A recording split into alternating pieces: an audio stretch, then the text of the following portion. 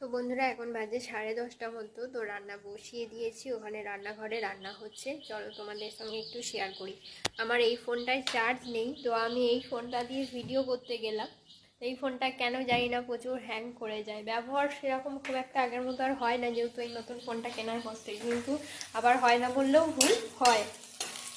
ওই ফোনটায় চার্জ নেই, ওই জন্য চার্জে বসিয়েছিলাম।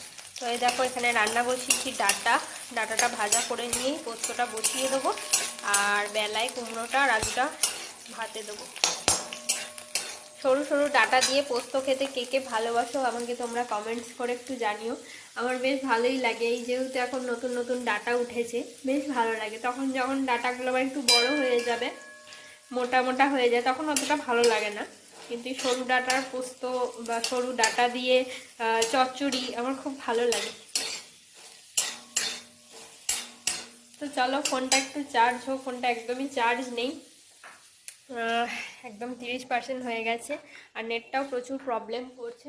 তো চলো আমিও রান্নাবান্নাগুলো কমপ্লিট করি, ফোনটাও একটু চার্জ হোক, পরে আবার আসছি। টাটা।